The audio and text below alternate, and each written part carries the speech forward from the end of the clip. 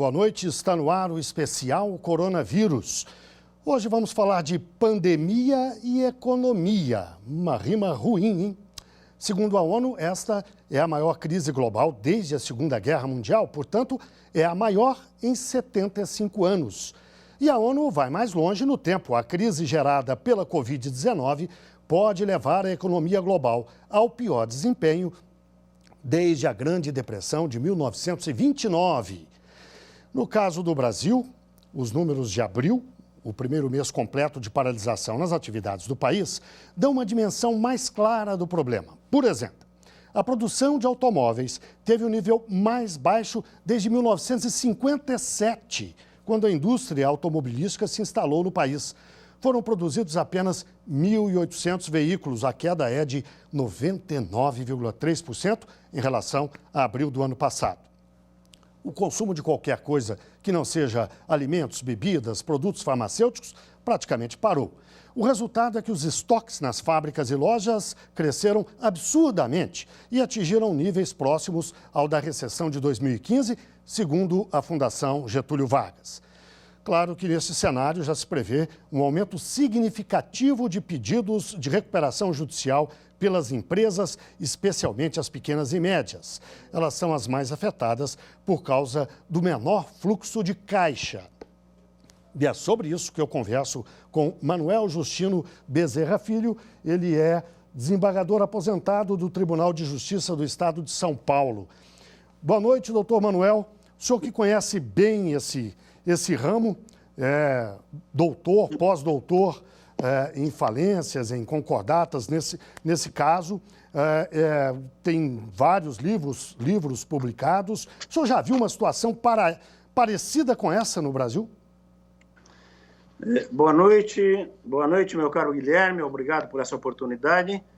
Como vocês mesmos disseram, vamos tentar dar uma visão geral do que está ocorrendo com relação ao aspecto de direito. A minha especialidade, você falou em economia e em crise crise de saúde. Na realidade, o meu campo é o campo do direito. E o que ocorre no campo do direito? Nós temos uma lei de recuperação judicial que é uma lei exatamente para cuidar de aspectos de crise. Aliás, você falou da crise de 1929, esta lei, esse tipo de recuperação, surgiu em 1934, lá nos Estados Unidos, exatamente para tentar resolver o problema do crash da Bolsa de Nova York de 1929. E, curiosamente, agora nós estamos com uma crise que talvez seja pior do que aquela de 1929 e para a qual nós temos, nesse momento, a Lei de Recuperação Judicial, que é uma lei de 2005, ou seja, a lei é uma lei jovem. Em matéria de lei, é lei nova, é uma lei que tem 15 anos. Pois bem, o que ocorre? Esta lei, ela foi elaborada, como tudo, aliás, a questão o problema nosso de saúde, de tudo isso, o nosso sistema de saúde, ela foi elaborada para uma situação de crise que se previa, mas não uma crise tão extraordinária como essa. Todo mundo sabe, não preciso falar, nós estamos numa crise de saúde, estamos numa crise econômica, estamos numa crise política e a judicialização, principalmente no aspecto de sociedades empresárias, ela tem sido, como é que eu diria, muito procurada. Isso antes da crise. Por que eu digo isso? A sociedade empresária entra numa situação em que ela vê, isso numa situação normal, não estou dizendo na crise atual, ela está numa situação em que ela vê que se ela não tomar determinada medida, ela pode ser levada à falência. Então ela se vale, volto a dizer, de uma situação normal, pré-crise, antes dessa crise, ela se vale, então, desse princípio da recuperação judicial que a lei traz, que nada mais é do que uma tentativa de conciliação, mas uma tentativa de conciliação judicializada, ou seja, aquela sociedade empresária em crise opta por ir a juízo e entrar com o chamado processo, o pedido de recuperação judicial. Como vocês me pediram para dar uma visão geral, o que é a recuperação judicial? em palavras bem simples, evidentemente, seria a opção do empresário que foi ao Poder Judiciário, de acordo com aquela lei, dizer mais ou menos o seguinte: eu estou numa situação de crise, posso sair desta crise porque a minha crise é econômico-financeira superável. Se a minha crise fosse insuperável, eu iria para a falência. Mas não, a minha crise é superável. E, portanto, eu quero esse benefício legal para que eu possa fazer o quê? Para que eu possa preservar a minha sociedade empresária, ou seja, não falir.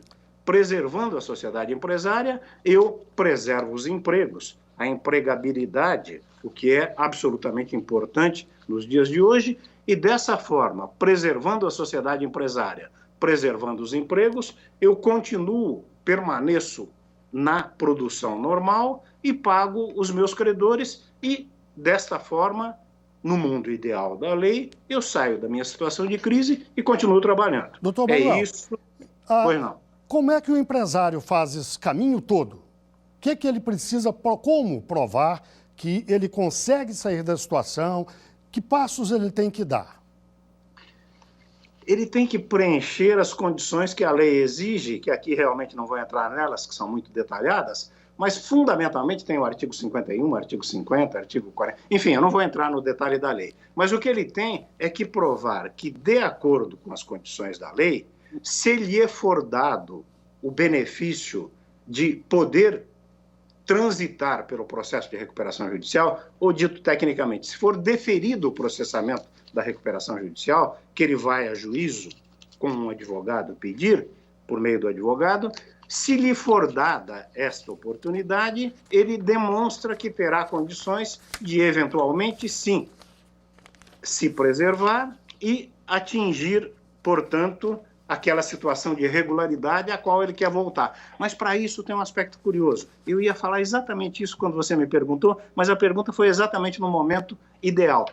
Como que isto ocorre? Ele vai a juízo, em princípio, ele pede que, de acordo com a lei, seja concedido, primeiro, um deságio, um desconto para que ele pague os credores dele. E, além do desconto, ele pede também um prazo para esse pagamento. Qual é a grande vantagem do deferimento do processamento? É que quando o juiz defere o processamento, logo no início do processo, todos os outros processos que esse empresário tem contra ele, todos esses processos ficam suspensos por 180 dias. Ou seja, seria uma dilação de prazo com desconto das dívidas para que ele pague. Teoricamente, o que ocorre, portanto?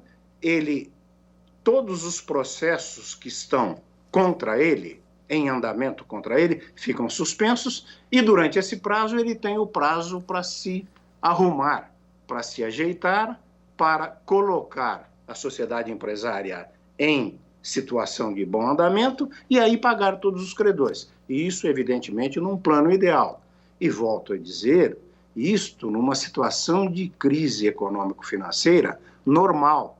Nós estamos, todo mundo sabe, numa crise de saúde, numa crise política e numa crise econômica terrível, que talvez a lei não seja suficiente para resolver esse problema excepcional da forma excepcional como ele se abateu.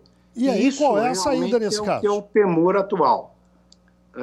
A pergunta é, já que nós temos outros componentes, a crise política, a crise econômica, misturada com a questão legal, o senhor disse que talvez a lei não seja suficiente. Como é que fica, então? Pois é, aí eu ia falar da quarta crise. Eu sempre estou dizendo da crise de saúde, da crise econômica e da crise política. Eu não diria que é o brasileiro em geral, mas como nós estamos no Brasil, eu estou dizendo que é o brasileiro em geral. A judicialização parece que é uma coisa muito importante para o brasileiro. Eu não sei se você já viu no dia a dia, claro que você já viu. Já viu quando um discute com o outro, fala, você está falando isso? Tá bom, eu vou te processar. Ou seja, parece que aqui tudo se resolve por meio de processo. Tudo se resolve Qualquer coisa eu vou para o judiciário, eu vou ver o que vou resolver. E nós sabemos que o judiciário já está, neste momento, antes da crise, o judiciário já estava super abarrotado de trabalho. Quem trabalha no dia a dia, às vezes eu fui juiz durante muito tempo, fui advogado, eu fui juiz durante 30 anos e sou advogado durante 20 anos, contando os tempos que eu advoguei. Então, eu acho que eu tenho, vamos dizer, espírito crítico para examinar os dois lados. Quem trabalha no dia a dia, os advogados que trabalham no dia a dia, sabem que realmente o judiciário está abarrotado de trabalho. E nós sabemos que o atraso na prestação jurisdicional, o atraso na solução, não é realmente por falta de trabalho. Não, o juiz trabalha que nem louco, o desembargador trabalha que nem louco.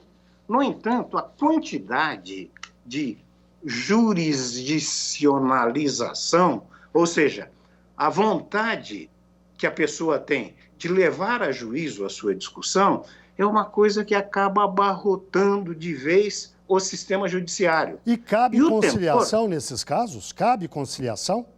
Que é apontada às vezes como solução.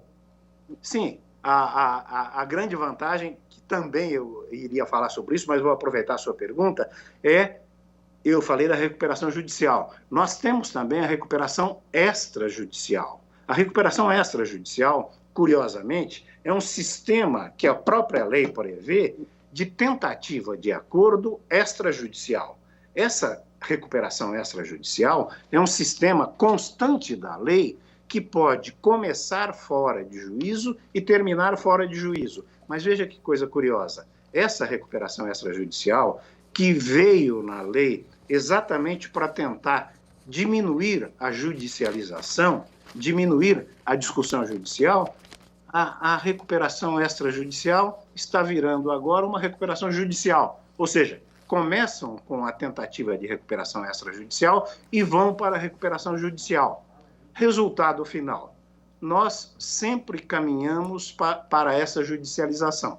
Já que é assim, nós temos que tentar encontrar uma forma, e é isso que eu digo, de tentar, então, alguns sistemas para que esta judicialização diminua. E por que essa judicialização precisa diminuir agora? Porque se todos... Eu vi a notícia, deixa eu fazer uma... Eu vi a notícia, acabei de ver há 15 minutos atrás, parece que em Salvador, não sei se na Bahia, eu li rapidamente, houve 670 pedidos de falência, eu não sei qual foi, não garanto que essa seja verdade, porque eu li rapidamente. 670 pedidos de falência nesse intervalo de tempo de crise. Você imagina o que vai acontecer com o judiciário? O tempo do judiciário já é diferente do tempo empresarial. Quando o judiciário funciona normalmente, ainda assim, a demora dele é maior do que aquele tempo, ou seja, ele demora mais do que o tempo necessário para a atividade empresarial. A atividade empresarial, o que acontece? O sujeito tem um problema hoje, ele precisa resolver ou hoje, ou amanhã, ou daqui a uma semana. E nenhum sistema judiciário, em nenhum lugar do mundo, traz esse tipo de resposta. Apesar disso, apesar desse descompasso entre o tempo jurisdicional e o tempo empresarial, apesar disso, a lei de recuperação e falência, ou bem ou mal, está caminhando, está, vamos dizer, possibilitando que algumas empresas acabem se recuperando. Agora, se houver a busca jurisdicional na forma em que se imagina, na forma, vamos dizer, todo mundo que está em crise vai para o judiciário, não tenha dúvida, o judiciário vai explodir de vez. É um verbo que é ruim, que é o verbo colapsar, não é? Mas se isto ocorrer, sem dúvida o judiciário vai colapsar. O que pode ser feito? É importante que a gente procure respostas. Esse diagnóstico que o senhor faz é bastante preocupante. Fala-se em colapso da economia, colapso da saúde, dos hospitais, agora colapso do judiciário, o senhor aponta essa possibilidade. Enfim, respostas. O senhor teria alguma? O que o judiciário poderia fazer da sua parte para tentar evitar esse colapso? Nós temos uma lei de mediação.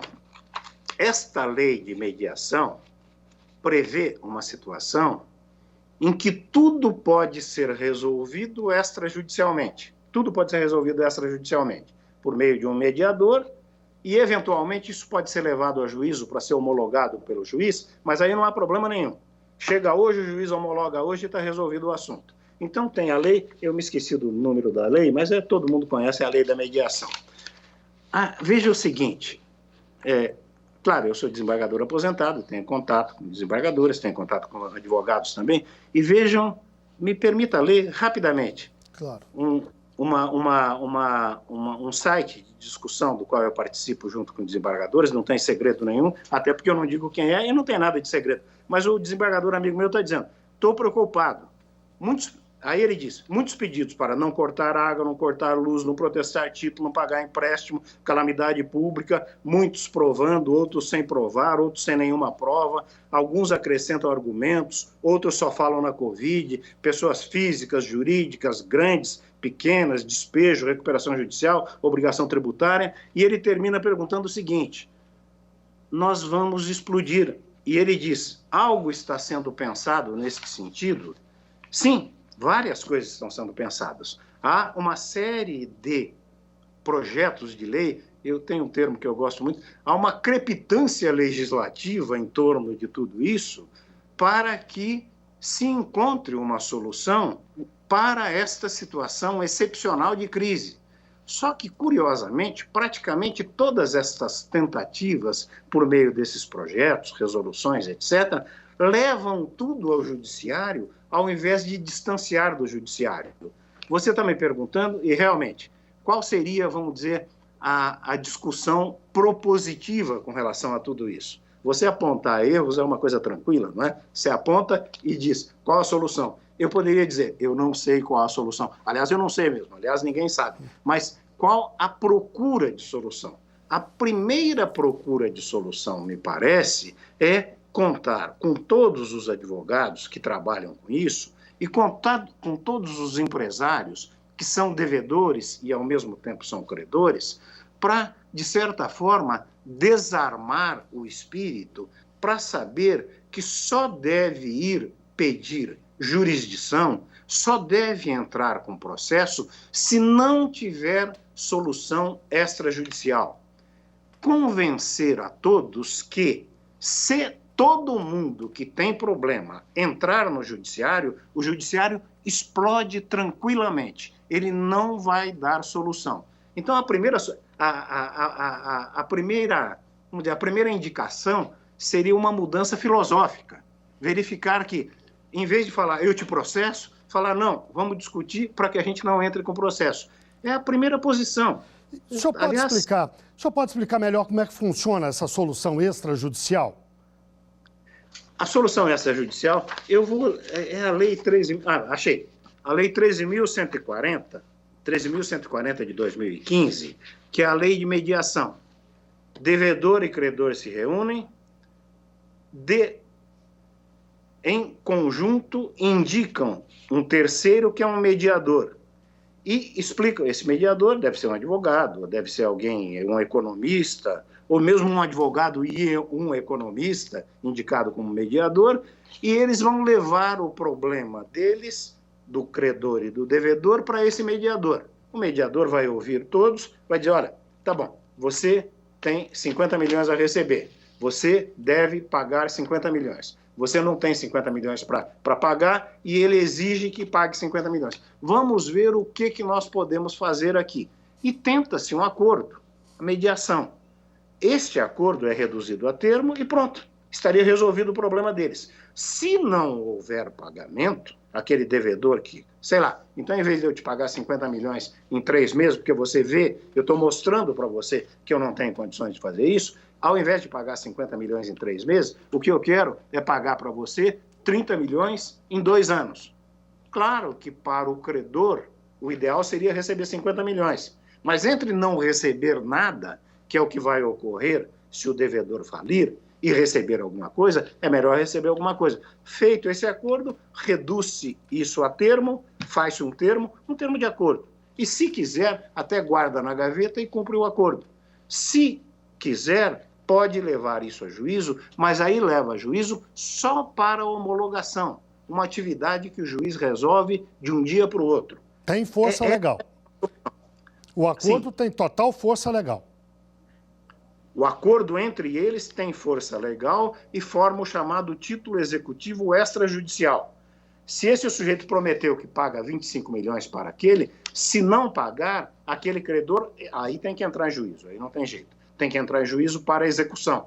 Ou, se ele quiser levar este acordo extrajudicial à homologação do juiz, ele passa a ter um título executivo judicial. Ou seja, se o devedor não pagar, ele entra imediatamente para penhorar, arrecadar, arrestar os bens deste devedor e receber o que lhe é devido. Pois bem, mas aí o que eu sempre digo é o seguinte: felizmente, a execução de dívida hoje só se resolve, felizmente, na fase judicial.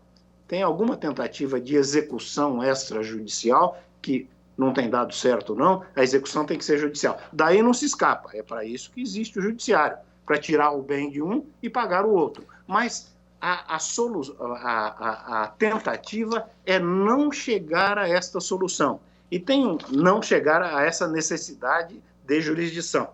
E tem os chamados, tem até o nome, métodos alternativos de solução de disputas. Há uma série de tentativas destes métodos alternativos de solução de disputa. Tem o chamado SEJUSC, aí você entra no judiciário, mas entra no judiciário para tentativa de acordo. Enfim, o que eu quero dizer é o seguinte: é a mudança, aí sempre a coisa sempre vem, por incrível que pareça, é a democracia, vem do povo. Ou seja, o povo tem que chegar, e quando eu digo povo, eu digo credor e devedor e advogado e todo mundo, tem que chegar à conclusão que neste momento, se houver insistência na judicialização das discussões, o judiciário não vai poder resolver. Portanto, vamos tentar resolver extrajudicialmente. E para isso eu já disse, da Lei 13.140. E o ideal seria que os projetos que estão em discussão caminhassem mais nesse sentido. E eu, de certa forma, lamento até, embora admire a disposição, o trabalho, a dedicação de todos, de deputados, senadores, juízes, corregedorias, etc., que estão tentando todas as formas de encontrar solução. Mas, infelizmente, a gente está vendo que todo esse encaminhamento de solução está sendo para a judicialização, o que nós precisamos evitar. Doutor Manuel, menos... nós temos aqui uma pergunta de uma pequena empresária muito preocupada com o momento de hoje, com o que pode vir para o futuro. Vamos ouvir essa pergunta e eu queria pedir a opinião do senhor. Eu, como jovem empresária, estou muito preocupada com o meu negócio durante a pandemia. Mas será que eu tenho que me preocupar com o durante ou eu me preocupo com o meu negócio no pós-pandemia? Obrigado pela pergunta. Eu acho que a pergunta se encaixa bem, sim, nessa questão. Eu fiz uma live, não sei o que é isso, esses nomes aí, ou que sei, há uns dias atrás, um troço desse que aparece, que eu dizia exatamente da crise do Covid e da crise do pós-Covid. Se você que me fez a pergunta tivesse talvez ouvido a live ou que fosse, já teria tido, não a resposta, mas teria tido uma tentativa de análise com relação a isso. Primeira coisa, evidentemente, é a tentativa de solucionar, neste momento, a sua crise. Eu dou exemplo, eu sei, parece que isso aí, solucionar a crise, como? Mas eu moro aqui em Campo Belo. Eu já vi 3 restaurantes para os quais eu ia que estão com placa, aluga-se. Ou seja, coitado, certamente ele deve caminhar para a falência, enfim, ele não vai conseguir resolver o problema dele, tanto que ele já entregou o imóvel. 3 andando por aqui. Já vi também uma pequena quitanda que agora quase que se transformou em supermercado porque ela se adaptou de tal maneira a esse atendimento domiciliar, que você vê que realmente ele está aumentando, vamos dizer, encaminhando o problema da crise dentro da crise. Agora, eu sei que isto, infelizmente, me parece, é exceção. A regra é que realmente vai ser difícil administrar durante a crise. Depois da crise, no pós-crise, há algumas soluções desses projetos de lei, mas volto a dizer, todas estas soluções dependem de medida jurisdicional. O melhor caminho, não há dúvida nenhuma, eu fico insistindo nisso, não é sonho, não é nada, não, mas o melhor caminho é tentar reunir-se com os credores e dizer, olha, a situação é essa. Se vocês quiserem requerer minha falência, requeram. Eu vou falir, eu não posso fazer nada. É triste para todo mundo. Agora, com essa retomada da vida econômica, que esperamos venha o mais rápido possível, não sei quando virá, tem gente que diz que vem em um mês, tem gente que diz que vem em 3 meses, tem gente que diz que em 1 ano não vem, eu não sei. Estamos sim numa situação de crise e é tentar convencer estas pessoas, talvez, e aí me parece que realmente o auxílio de um advogado, de um economista, de um administrador, me parece que isso é fundamental, tentar estas soluções extrajudiciais para todo mundo tentar sair da crise. Veja o seguinte, Manuel, eu queria pedir que o senhor ouvisse uma outra pequena empresária. Esta, por sua vez, enfrentou a crise de frente e está encontrando um caminho, uma solução. Pediria que o senhor ouvisse também. Por favor. Então, nesses tempos de pandemia, a gente teve que adaptar o formato do nosso trabalho. Para a gente continuar vivo no mercado, né? A gente passou a funcionar praticamente apenas como um delivery de alimentação diária. Outra adaptação foi realocar funções dos nossos funcionários. Então, por exemplo, o gerente que faz várias tarefas de administração, ele acabou também apoiando a gente com algumas entregas. A terceira adaptação foi reduzir a nossa equipe. Então, muitos ficaram em casa, a metade, né, da equipe ficou em casa, e atualmente eu estou redobrando o meu trabalho para conseguir ficar firme no mercado. Então, eu acabei não precisando adaptar muito o meu trabalho, porque eu já tinha experiência com delivery, com marmita, com toda essa logística necessária. Então, é isso que me manteve em pé e graças aos nossos clientes fiéis. Eu acho curioso isso, eu acho extremamente curioso. Eu falei aqui, já disse para vocês, que tem uma quitandinha aqui ao lado, que se bobear, se a crise continuar por mais 1 mês, 2 meses, eles vão se transformar num supermercado. Por quê? Porque realmente aproveitaram a situação de crise, como essa querida empresária aí disse, e conseguiu, aquela velha história, não é? Jogar o limão, você fez a limonada, ou seja, conseguiu se adaptar a essa nova situação. Mas isso aí, eu lamento dizer, mas são desses empresário é extremamente criativo, né? Isso é uma beleza. São desses empresários que têm alguma atividade que conseguiu fazer dessa forma, o que foi muito bom. Aliás, curiosamente, agora me permita falar, os heróis do nosso momento agora são os motoboys, não é? Motoboys entregando para cá, entregando para lá. A criatividade do empresário é que permite que coisas como esta que você está falando, que se resolvam dessa forma, o que é ótimo. Aliás, deixa eu dizer o seguinte, eu também, por incrível que pareça, eu passei para o delivery. O que eu estaria fazendo agora, normalmente? Eu talvez estivesse aí na TV, na frente do entrevistador, falando. E o que eu estaria fazendo? Eu sou professor do Mackenzie. Ao invés de estar aqui todo dia de manhã dando aula à distância, eu estaria lá no Mackenzie dando aula. Todo o trabalho que nós estamos fazendo é um trabalho de adaptação. Claro, eu estou brincando no meu caso, porque no caso da atividade intelectual isso é mais fácil. no seu caso, em que você defende, que você depende, evidentemente, da sua clientela, esta é uma forma.